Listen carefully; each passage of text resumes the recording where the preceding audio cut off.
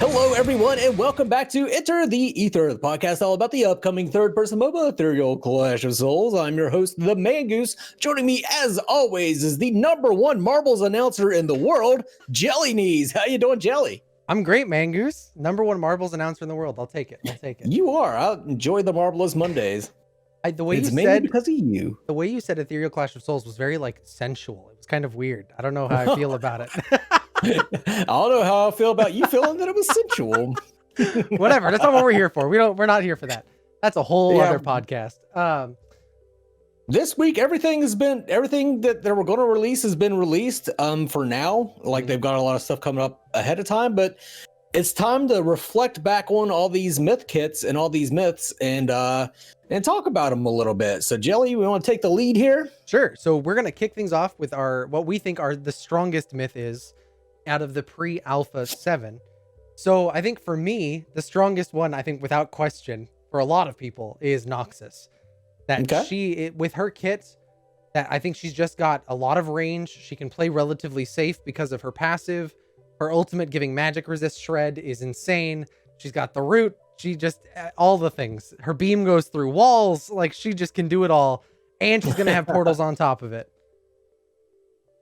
I think it's going to be Arawn. That's my pick for most overpowered hero, because his ability to get into the middle of a team fight, fear everybody else away, and just single out that one person is going to be just really hard to counter and hard to deal with.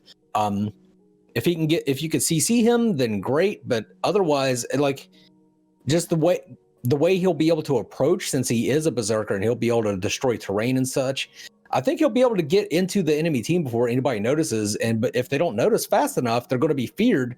And then he's going to grab somebody and chuck them into his team, and they're going to be done for. It doesn't matter who it is. Yeah, all it takes is them to get distracted on something else, whatever it may be, and Arawn has free reign to go in and do everything he wants to do. Right. So yeah, no, I could definitely see Arawn being up there in the strength of these myths. I do want to talk about, there was a comment, Michael Morgan said you can try support jungler hybrid with Arawn, where you jungle when the lane is pushed away and get soul stacks, and support when the lane is pushed close to your tower. I think that's a pretty unique idea and kind of indicative of what Ethereal is kind of trying to be all about, is sort of weird sort of strategies like that. And I do like that strategy. Just, piecing out from your lane, go get a couple jungle camps and then come back and support your carry. That way you get fed, you get stacks, and you're still supporting your ADC. Yeah, there was a couple of us in the Discord this week talking about the different potential lane layouts for Ethereal.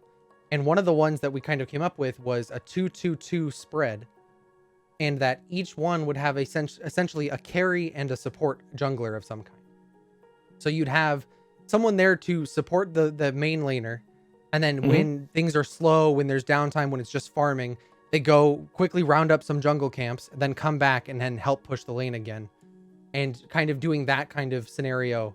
So look, and that was, I think, where we talked about Arawn doing that exact concept of Arawn, Dante in a lane, and Dante can just hold the lane, freeze under tower, while Arawn runs around and gets these soul stacks. Yeah. I think who wins in that matchup, if it is played like that way, is the one that's better able to freeze the lane, and whoever has better vision. If you can deep ward the enemy and know when their support is in the jungle, that's when you can collapse and take out, whoever the main laner is.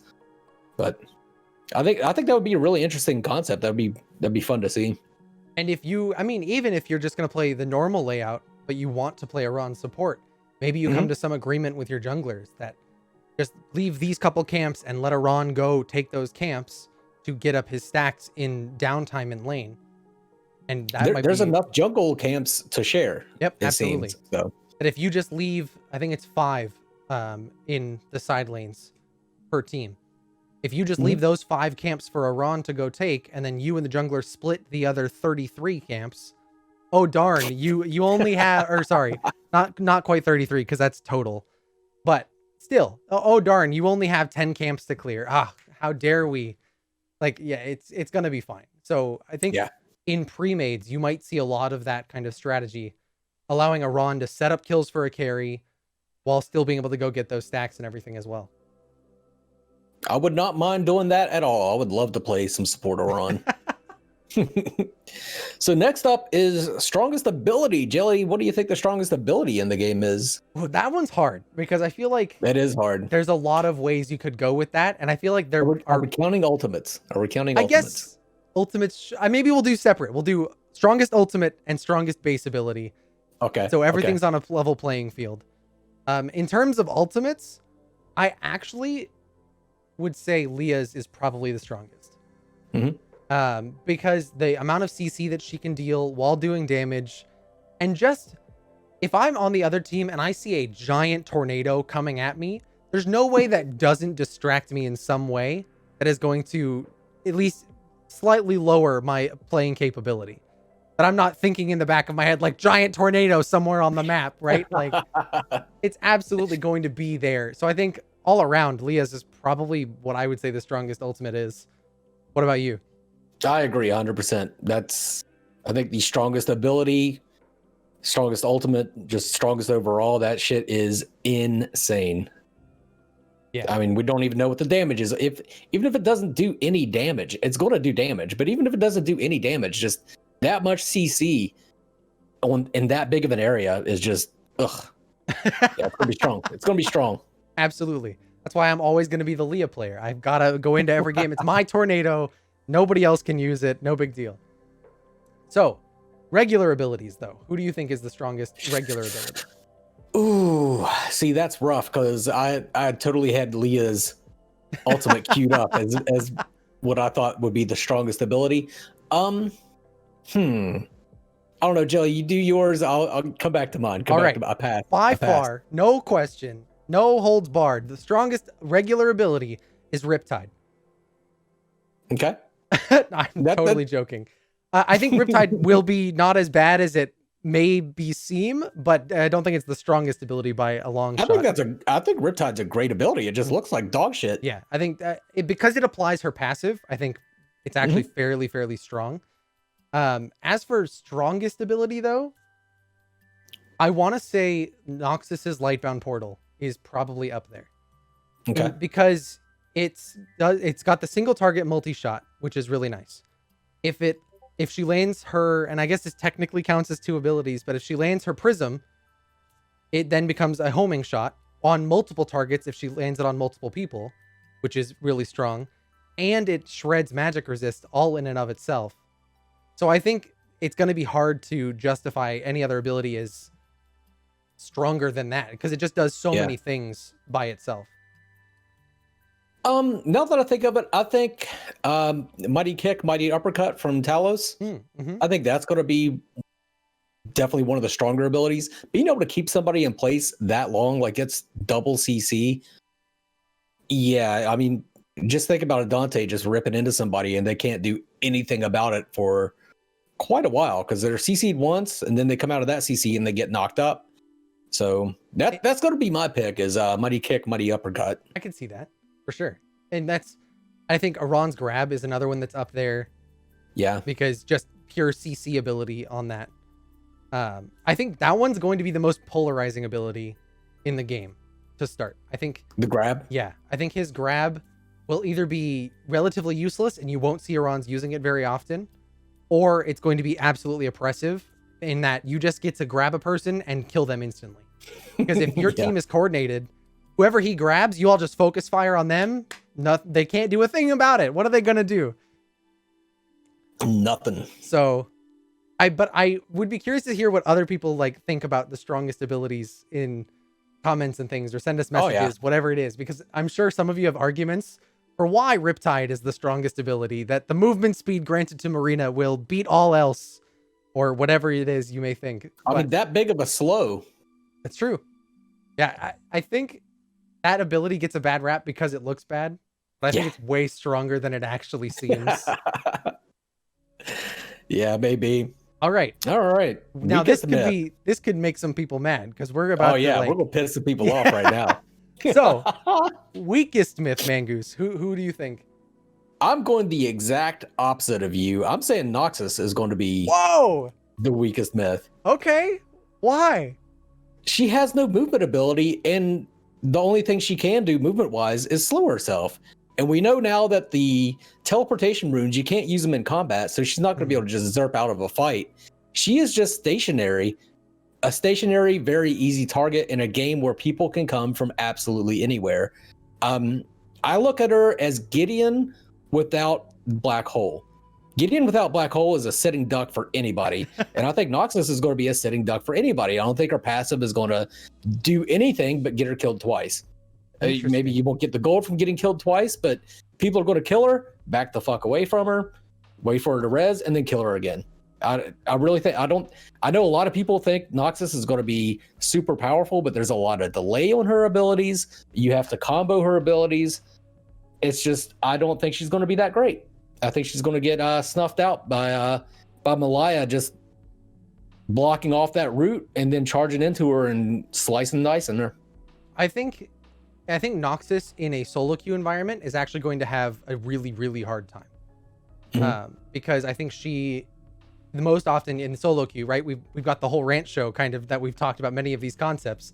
But the Noxus player is going to be the one that doesn't think about the fact that she doesn't have movement and overextends in her lane and just gets murdered, like you said, murdered twice. Right. I only say she's the strongest because I think in a coordinated environment with wards and idea of where things are, she can sit back and still has enough range to farm at a safe distance, poke at a safe distance, while being able to sit under tower. And if Malaya decides to jump her, if you land a good root on that, Malaya is going to die. So I think I see it both ways, in that she could be really weak and she could be really strong in the same state, just dependent on coordination levels of your team. For me, the weakest myth, this is hard. I honestly think Malaya is probably the weakest myth. And okay. Owen's going to come after me with that knife because I'm attacking the best girl. I think she's going to be the weakest because her kit seems to share two identities. She's got the kind of mobility and general design aesthetic of an assassin, but she's a skirmisher instead. She's got the double dash. She's got the lifesteal. She's got a lot of this stuff, but she doesn't have any execute damage, really. She's going to want to go in and be able to sit there and slash at people for several seconds at a time. And I think in a game like this, where you're going to have Arawn that can fear you or grab you, or Noxus CC, or Talos CC, or Leah CC, it's going to be really hard for Malaya to stick to that target for long enough to be effective. Her ultimate is going to be helpful, I think, in that regard, because it keeps her from dying for a certain amount of time. But I think they said it was like 3 seconds, which is not very long at all either. If you time it correctly, if there's some kind of sound effect that you know she's using her ultimate, and then you just CC her for those couple seconds, she may just die instantaneously afterwards. Right. Yeah, okay, I can see that. I can see that. I think Noxus is going to be the worst, but I can see the Malaya pick. See, now you're gonna have all the Noxus fanboys after you, and I'm gonna have all the Malaya people after me. I know, right? You know what? We're gonna sell body pillows. You guys buy the body pillow that you think is worse, and then just we'll collect the profits from it. Okay. So weakest ability. I think dashes we can't really count because they're dashes. I mean, yeah. I think Arawn's fireball. Yeah, good pick. Impending doom. That motherfucker's slow. You pretty much have to land the grab or throw it from somewhere they can't see you in order for that to hit anybody. Yeah, because they're going to see it from a mile away, and with almost everyone having a dash of some kind, maybe it only hits Noxus because she is so slow. Right. But otherwise, I don't really see how it's going to hit many, many people. Yeah. Yeah, I can see that. I think in a vacuum, I think Lightbound Portal is the weakest. Interesting. Okay. If you don't combo it. If you just try and throw that and hit somebody, you might hit one of those balls, but they're going to move. Mm-hmm. That pretty much, you have to combo that with her imprisoning light in order for that to work at all. So I think just in a vacuum, probably the weakest ability, but it's going to be strong as hell whenever you actually combo it. Yeah, So it's one of those, when it works, it's gonna work. When it doesn't, it's just useless. yeah, if you try, I don't think anybody's ever going to try and use that without first getting them. Is it called Imprisoning Light? I forget what it's Imprisoning called. Radiance, I think. Imprisoning Radiance. But Other than that, Leah's cone ability seems to be kind of useless. It's only useful in clearing jungle camps. Yeah, probably. It doesn't seem like it's going to be super effective in team fights unless everybody's really huddled up together, which is just going to be unlikely. Yeah. Especially if she's diving into a team, kind of trying to aim for center of mass. She's going to have people on all sides of her, and it's not going to do very much. Yeah. You might slow some people, but I don't think watch it'll hit like hard as hell, and we'll both look like a couple of idiots. Best ability ever! Yeah, absolutely. Absolutely. Okay, but we did it for the ability, or for strongest ability, so weakest ultimate. Ooh, weakest ultimate. Huh. Arawn's is kind of unimpressive. I wouldn't say it's weak, but it's kind of unimpressive. I don't know. Maybe Malaya's actually. I love Malaya, but yeah, like you said, it'll be easy to counter. You just step the hell away from her for a while. Mm-hmm. I mean, will people do that? I don't know. And will she dash on top of them? Maybe. But just in a vacuum, kind of weak. I think there's something to be said about solo queue environment versus a competitive environment, for lack of a better way to put it, or a coordinated environment. I think in a solo queue way, Malaya might just, her ultimate will help her dominate because it'll be really easy to stick to people. There's no coordination involved. But if you had a full 6-man, Malaya is not going to do much, right? So it's one of those things in both directions. For me, I would say the weakest ultimate is probably Marina's, purely because of the fact that she, in order to get her full power, she has to land her Riptide or be in the river. Okay, yeah.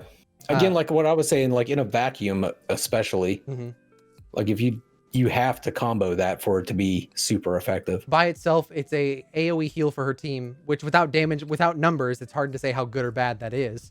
Right. But being that there's a damage element, I don't expect the heal to be amazing. But yeah, requiring her to land a Riptide or be in a river, which so very, very small percentage of the time, is she going to be able to deal that damage with her ultimate. Yeah, that's interesting. I like that. All right, so who do you think will be the hardest to balance? Oh, definitely Leah. Yeah, I completely agree. Like a Sky Slayer or what? Yeah, 100%. Being able to fly is one thing. I think it's going to take some serious tuning on her graceful glide, crashing dive, because that could easily get oppressive. Similar that we saw with Seraph and Paragon. Is that ability was either too fast, too slow, too strong, too weak. Like there was always some caveat to knock it. people up. Yep. And her ultimate, of course, being as oppressive as it will be. Yeah. So maybe that's why her cone ability is kind of just lackluster, is that the rest of her kit might be so overloaded that she's just like, yeah, we just give her some generic cone ability. Don't worry about it.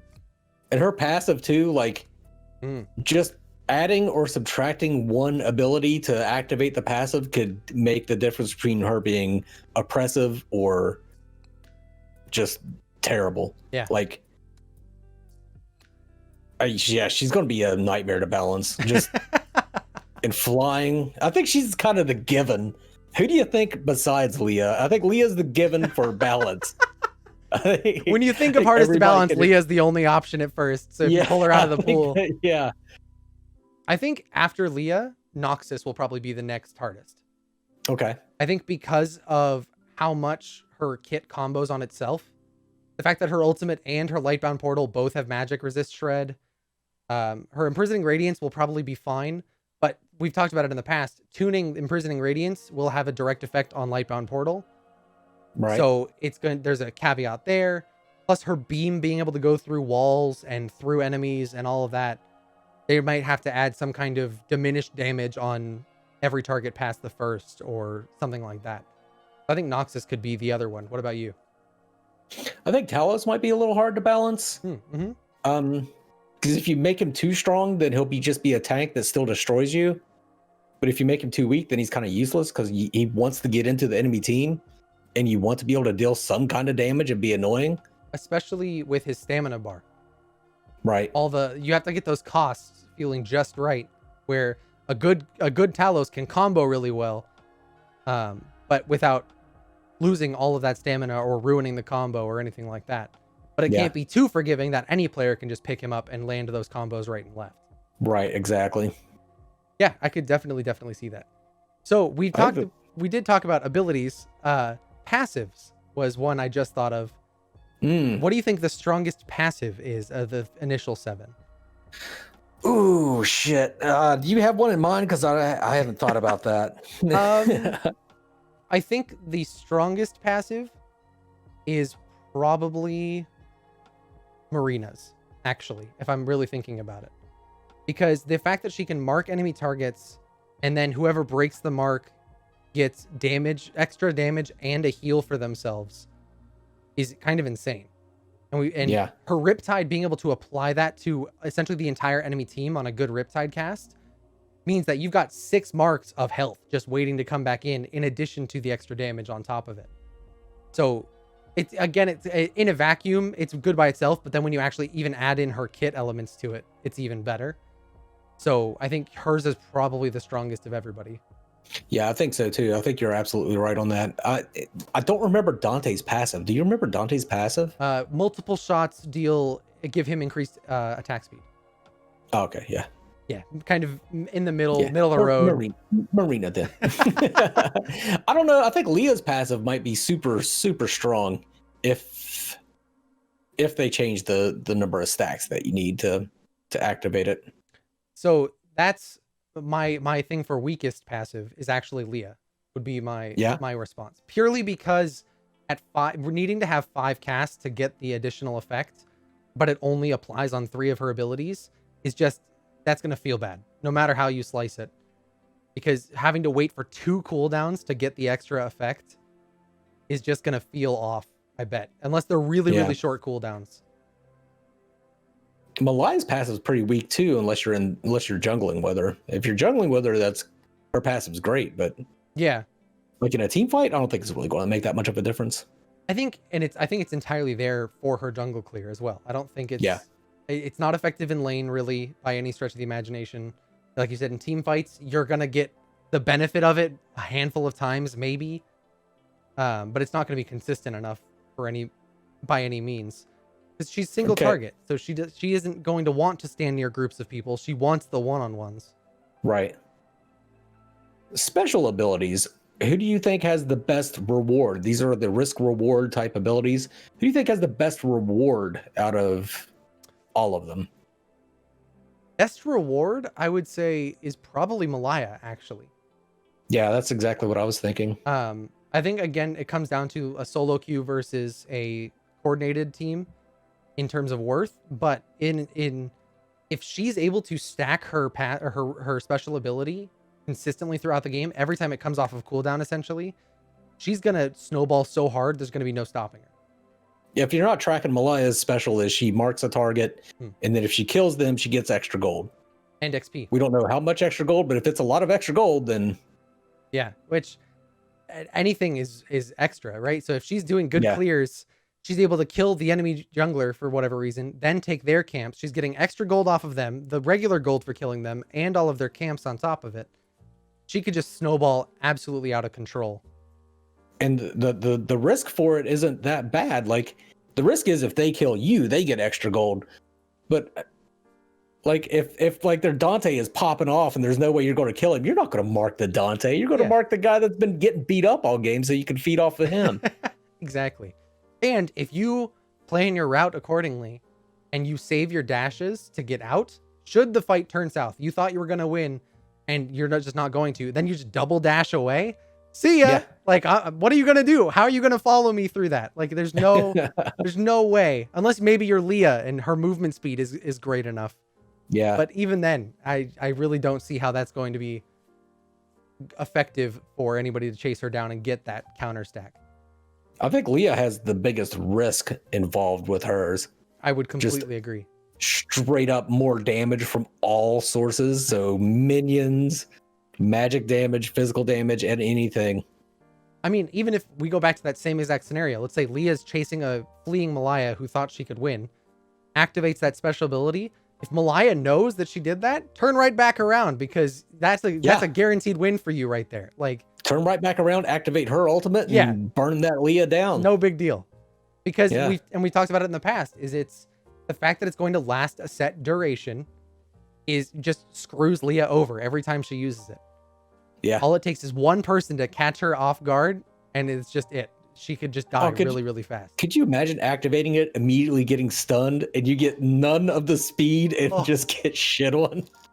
I know we're gonna see people. Terrible. I know we're gonna see people activate it and get Arawn grabbed. Oh, it's just gonna feel so bad. Oh yeah, it is. Okay, you want to move on to the best duo synergy? I couldn't think of much of anything. I actually think we could see a lot of potential in Dante Arawn. Yeah, I think Arawn, with Dante's special ability being the volley of shots, if you get an Arawn grab, you have a free volley to land the entirety of on one person. And I think that by itself could be really strong. Plus, then you still have the throw afterwards. I think the two of them can really combo a lot of their abilities together pretty simply as well. I think Arawn will just combo with everybody. Yeah, that too. just giving everybody a free shot on somebody. If they're good at landing if it depends on that charge, like how fast it is, how much he can maneuver. If he can actually grab somebody, then they're fucked. Yep, absolutely. And with the fear on top of it, that he can fear everybody else away, grab the one person he wants. You're gonna see some like god tier Arawn players just like getting the weirdest grabs, I'm sure, and just being able to do everything they wanted really easily. I think there's going to be Typhoon plays where Marina and Leah get together, and like Riptide and the Marina. I forget what Marina's ultimate's called. Hurricane? Is that what it is? No. Something like that. Yeah, I don't know. The Perfect Storm. I forget all these names now. But yeah, both the storm and the getting knocked up. They're taking extra magic damage, and that's gonna be. I don't know if it'll be the best combo ever, but it'll be impressive to see. You pull everyone in, Riptide straight down. That's what we'll call it. You'll play Marina, I'll play Leah, and we'll just call it Typhoon season all over. Like just. Well, if Riptide still looks like it does, we can call it the kiddie pool killer. I love it. All right, so the myth you're most excited to play now after seeing everybody. Still Malaya. Okay. Just, I'm a man of culture, and she speaks to me aesthetically. The body. There's a reason she's going to be the first body pillow. Yeah, exactly. I think for me, as much as I want to say Leah, and I know I'm going to play Leah the majority of the time, Talos speaks to me. That his combos and the potential for his combos excites me to no end. That I would love to get good on Talos and just show people, like, I'll be the guy, I mean, like Kalari back in the day, right? Oh, Kalari's bad, don't play Kalari, right? Then you get the one good Kalari on your team and you're like, oh my God, like she's actually really strong. That's what I want to do with Talos. That's what I hope to be. Yeah. Oh, that would be cool. Yeah. I think, he's got a powerful kit. We'll see how tanky really he is. Dependent on knowing the combos, knowing which abilities to use when, and managing your stamina with your ultimate and all that kind of stuff. And stacking your passive as soon as possible. Yep, absolutely. That's my only fear with Talos, is that he'll fall off after his passive is stacked. It surprised me a little bit that his passive is capped. Yeah. And maybe that means that you're going to get a lot of those resistances for each stack, and so it makes it, the offset is okay. But if it's like you're getting 1 or 2 resistance per kill, the 10 stacks does nothing for me. Like that's only useful the first 10 minutes of the game probably. Past that, the 10 magic resist won't do a thing. Yeah. Especially when Noxus and Arawn shred my magic resist every 5 seconds. Glad we're giving Talos some love too after we shit on his aesthetics. Poor guy. It's okay, Talos. I'll probably play the crap out of Talos at the same time. We got you, dog. So we kind of touched on this a little bit earlier. Yeah. What do you, now that we've seen everybody's kits and have more information about all of that, what do you expect team compositions to look like in terms of myth layout and just like who going where in the map? See, it's really hard to tell because I don't know where all the buffs are going to be and stuff. Mhm. Like if there's some kind of gold buff, then that's where the duo lane's going to be. But we don't know if there's a gold buff. We don't know what lane there will be a gold buff in if there is a gold buff. So, God, it is so hard to answer that question. I'm assuming there's going to be just a standard support carry in one lane. There's going to be a mage mid lane so she can rotate. And then you'll have, somebody powerful in the off lane or whatever solo lane, like somebody like Arawn or Talos. And then you'll just have a Sky Slayer and a jungler. I think there's enough jungle camps to share for 2 junglers. So I think there will be a jungler and the Sky Slayer will be cleaning up one side and the other jungler will clean up the other. And then they'll coordinate and converge and wipe somebody out in the middle. And do you think there are any classes that are mandatory that like every game you're going to need this class? So far, I don't think you need to have a Marina, so I don't know if you need a Cleric. Mm-hmm. I really don't think you need a Malaya. I love Malaya, and I'm really looking forward to playing her, but she doesn't seem to bring a whole hell of a lot to the team. Depends on what her damage is, but she doesn't have any CC or anything crazy like everybody else does. I don't know. I don't think I don't think anything is necessary. I don't think you have to have a certain, maybe mage. I think you always need a mage to clean up lanes. Okay. So maybe Noxus. What do you think? I would say Sky Slayers, at least initially, are probably going to be relatively mandatory, especially if we were correct in our previous thought of that the Sky Slayer is going to fly between the side lanes and you're going to have one jungler just staying in the void lane. Yeah. But other than that, I don't know that any of them are really mandatory. I think you can switch them out in a lot of ways and still be effective as a team. That you might be able to run Noxus Marina in the duo lane instead. And depending on, like you said, buffs are kind of a big part of that, determining if there's going to be a blue buff somewhere or one of those kind of changes. But for the most part, I think there's a lot of viability across the map that you can do almost anything you want, at least initially. Yeah, just seeing the creativity of the community too. You never know what's going to happen. You never know what's going to happen. I guarantee you, first weekend, we're going to see something and we're going to be like, what are you people doing? Like, what is this nonsense composition you've made? And then it's just going to work. Thinking about it for months.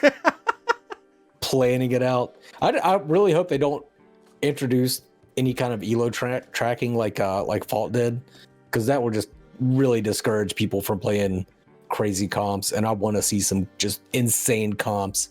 Yeah, I completely agree. I mean, we don't have much to work with, only 7 myths to begin with, but as the game gets going and we get all 14 for the pre-alpha 14, I would love to see some craziness going on. And so toward that end, you mentioned not wanting elo tracking. I don't know that we've ever talked about, would you want the initial pre-alpha to be limited in how many people you can team up with?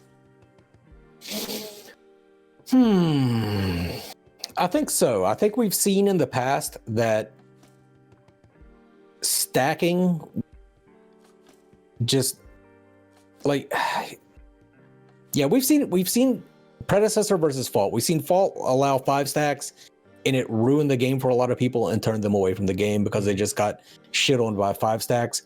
And then predecessor, people kind of complained about not being able to team up with all of their friends, but you could still kind of do it if you queued correctly. But you knew that you weren't up against a 5 stack for the most part. I think that made predecessor release a little bit more successful than Fault's.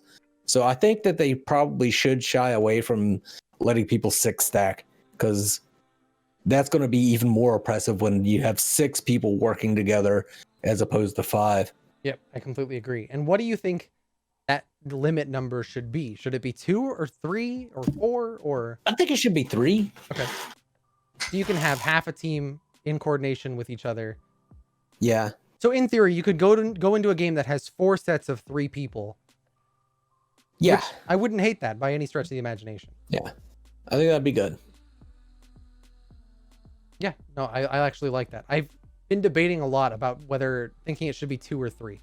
I completely agree that there needs to be some kind of limit initially. When you're starting with such a small player base, you don't want people like Mangoose and I grabbing 4 of our buddies and stacking and just being like, okay, we know everything about this game. Let's just clean up these kids that are just now playing for the first time or don't know as much or whatever it may be.